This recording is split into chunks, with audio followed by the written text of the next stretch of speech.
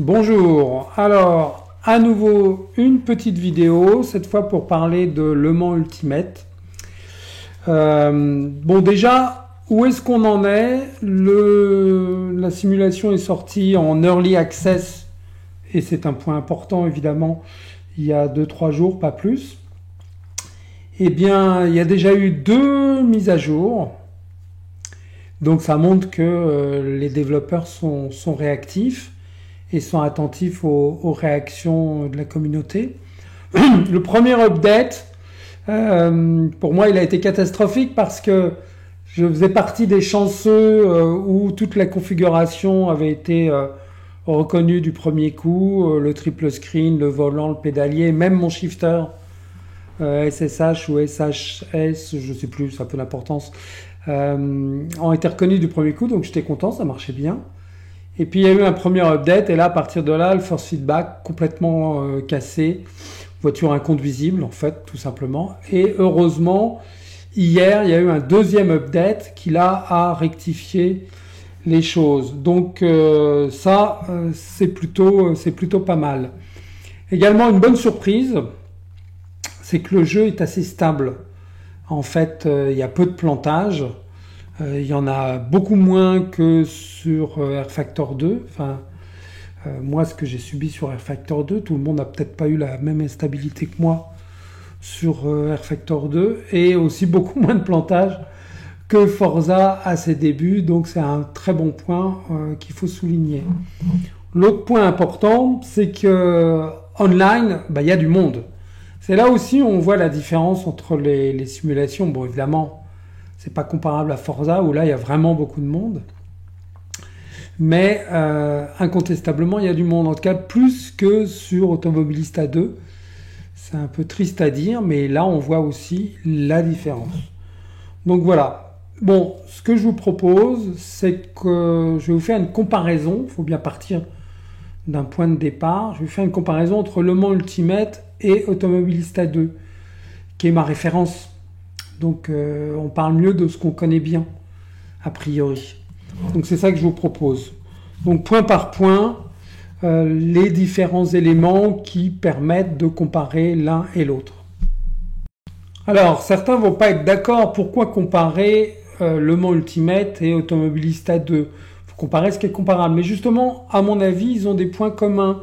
On peut voir Le Mans Ultimate comme un espèce de gros revamping sur R-Factor 2, tout en réduisant un peu son focus, en le limitant à la question du championnat d'endurance, et pourquoi pas. Après tout, il y avait longtemps qu'on n'avait pas eu un jeu dédié à ça. Et certains verraient Automobilista 2 comme une continuation, ou pas également un revamping de P15 2. Pourquoi pas, après tout, ils partagent le même moteur physique. Il a repris un petit peu de son contenu. Les mods sur Automobilista 2 viennent principalement des contenus de P-Cars 2. Donc oui, c'est éventuellement comparable. Donc c'est ça que je vous propose, c'est point par point de comparer les deux. On va commencer par les éléments marquants. Le force feedback. Alors le force feedback, donc je l'ai dit, dans un premier temps, il a été cassé par la première mise à jour, réactivé par la deuxième mise à jour. Pour le moment, clairement, le force feedback n'est pas encore du niveau d'Automobilista 2 qui lui est devenu absolument excellent. En plus, il y a des mods qui circulent pour l'améliorer encore, donc pour le moment, Automobilista 2 est au-dessus. Mais il faut comprendre qu'en matière de simulation, le force feedback, ça va, ça vient. C'est-à-dire que par moment, il est très bon sur certaines simulations, puis il se dégrade un peu, puis il redevient bon, etc., etc.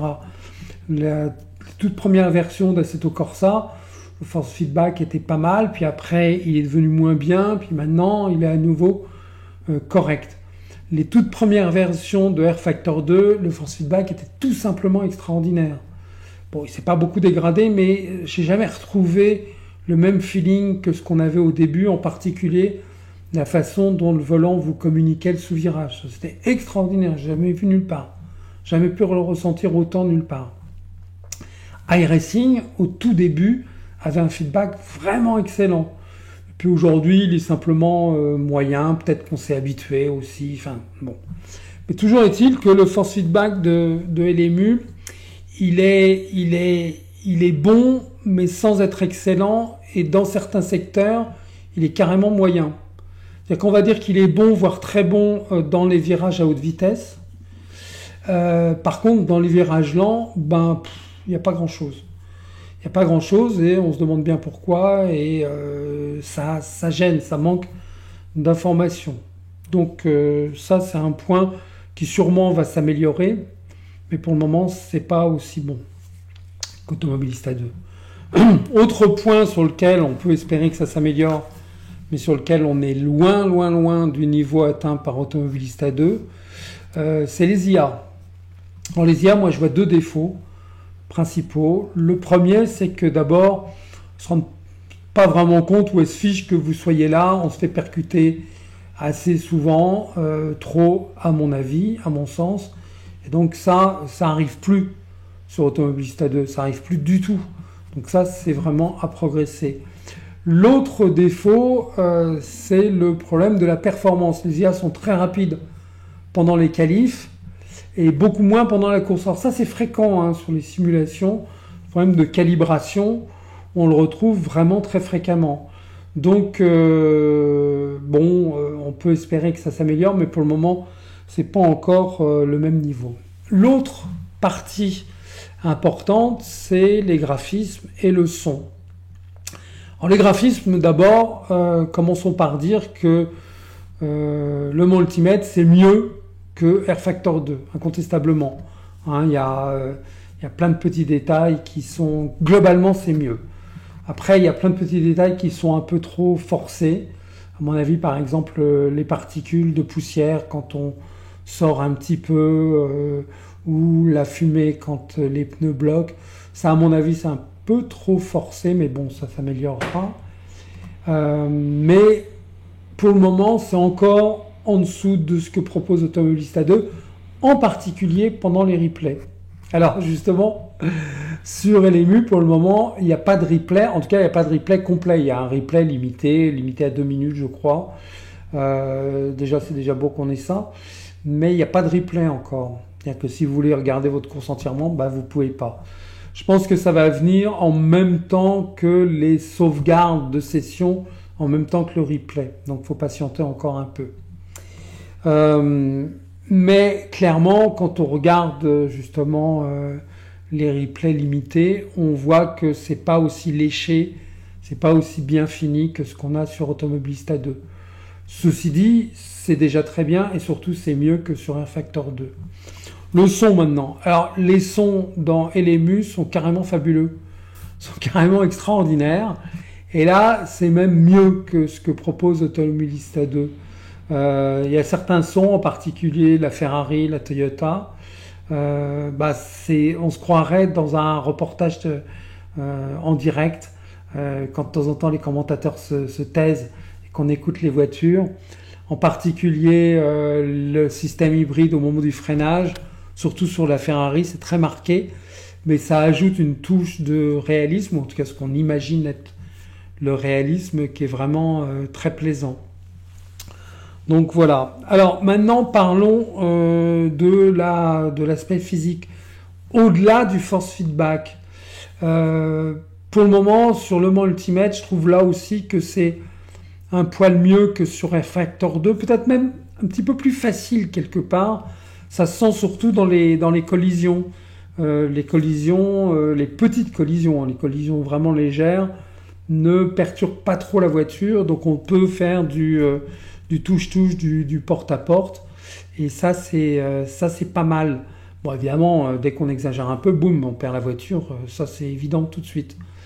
Mais la physique est pas mal, en fait, bon, elle est carrément bien, et sans doute que là, d'une manière un petit peu différente, c'est équivalent à ce que offre Automobilista 2. Pour le moment, j'ai constaté qu'il était relativement plus facile, bon, c'est mineur, mais il était relativement plus facile de rouler en peloton dans LMU que dans Automobilista 2. Peut-être que c'est dû à la gestion des collisions, je ne sais pas bien. Alors, dernier point de notre petite comparaison entre Le Mans Ultimate et Automobilista 2, les contenus. Alors, on se souvient que Le Mans Ultimate est focalisé et limité même au contenu de la saison 2023 du WEC. Donc il n'y a que ça, mais il y a tout. Il y a vraiment tout et c'est plutôt bien fait. Il n'y a pas de différence énorme entre les voitures et les circuits. Pour ceux que j'ai vus, il n'y en a qu'un seul que j'ai pas encore exploré, c'est Portimao, qui est d'ailleurs le seul avec Le Mans sur lequel je me suis rendu physiquement. J'ai pas roulé sur la piste, hein, mais je me suis rendu physiquement sur le circuit. Très, très beau circuit d'ailleurs, très belle installation. Mais à mon avis, circuit difficile. Enfin bref. Alors que à côté de ça, Automobilista 2 est évidemment très diversifié en matière de contenu, surtout contenu historique, et ça c'est génial. Mais évidemment, pour ce qui est simplement de l'endurance moderne, bah, c'est plus limité puisqu'il n'y a que 3 LMDH, et alors que dans Le Mans Ultimate, il y a absolument tout. Alors, finissons par quelques points intéressants. En particulier, j'ai trouvé que l'aspect simulation des petits détails était très bien fait. Les drapeaux qui s'affichent, qui sont d'une grande aide. Et là, on voit que Automobilista 2 est un peu en arrière. Hein. Il n'y a toujours pas de drapeau jaune, sauf le full course yellow dans Automobilista 2, alors que ça marche bien sur Le Mans Ultimate. Le coût des couvertures chauffantes qui sont absentes sur les manches du WEC, sauf Le Mans. Ça, j'ai trouvé ça assez savoureux. Et effectivement, ça introduit un paramètre supplémentaire parce que quand on sort des stands, les pneus sont froids, les freins sont froids et il faut chauffer tout ça avant de pouvoir attaquer. Ça, c'est plutôt bien fait. Alors, j'ai essayé un peu tout. J'ai essayé les GT, j'ai essayé bien sûr les hypercars. Pas toutes, je n'ai pas encore essayé la Van Wall, peut-être que même que je m'en passerai. Dans les GT, j'ai particulièrement apprécié la Corvette. J'étais un peu déçu par la Porsche, mais d'une manière générale, tout cela est à peu près équivalent, sauf l'Aston, qui est, de toute façon, j'aime pas les Aston. Donc c'est vite vu. Pardon, j'avoue, j'aime pas les Aston, donc c'est réglé. J'ai essayé la P2, qui est assez extraordinaire, effectivement. Pourtant, les P2 sur Air Factor 2, j'aimais pas trop. Je les trouvais trop vives. Là, vraiment, c'est génial. Donc, pour le moment, il est clair, et c'est quelque chose qu'il faut garder en tête, que c'est une early access. C'est pas fini. Il y a des lacunes, il y a des bugs, il y a des choses qui manquent. Vous pouvez pas encore avoir les replays, je l'ai dit. Vous pouvez pas encore enregistrer en milieu de session. Le driver swap, y compris asynchrone, c'est pas encore là. Tout un tas de choses qu'on aimerait avoir, qui compléteraient le jeu. De la même façon, pour le moment, c'est la saison 2023. Pour la saison 2024, il faudra attendre un peu.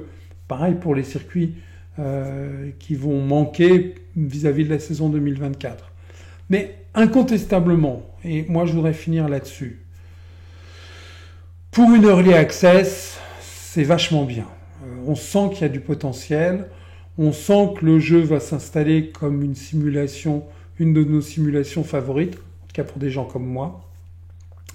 Et ça, je dirais même que c'est un soulagement, parce que j'avais peur que ça soit une grosse cata. Non, c'est pas une grosse cata, c'est pas encore parfait, manque des choses, il y a des choses à parfaire, à compléter, évidemment, c'est pour ça que c'est une early access. Mais franchement, c'est pas mal, et donc je vous encourage à essayer, je vous encourage aussi à essayer en gardant en tête que c'est une early access. Dans les premiers retours sur Steam, il y en avait plein qui se plaignaient que il y avait des bugs, c'était pas complet, etc. Ben oui, mais les gars, c'est une early access à 30 €. Bon, maintenant, ça va mieux. On voit que les retours sur Steam sont plus largement favorables, alors qu'au début, c'était majoritairement défavorable. C'était absurde. Donc, voilà. Ma recommandation, c'est allez-y. mais allez-y en sachant où vous mettez les pieds. Hein. Voilà. On se retrouvera peut-être sur la piste, parce que là, je fais un peu de online sur LMU. Il y a du niveau. Hein. La première course que j'ai faite, j'étais content, je m'étais qualifié 4e. C'était pas mal. Mais je me suis fait sortir dès le 4e tour. Et puis, comme il y a 100% de dégâts, la voiture était très abîmée. Donc, j'ai réussi à me traîner jusqu'au stand à la réparer. Mais bon, j'étais à 2-3 tours des leaders. C'était fini. Donc voilà. À bientôt.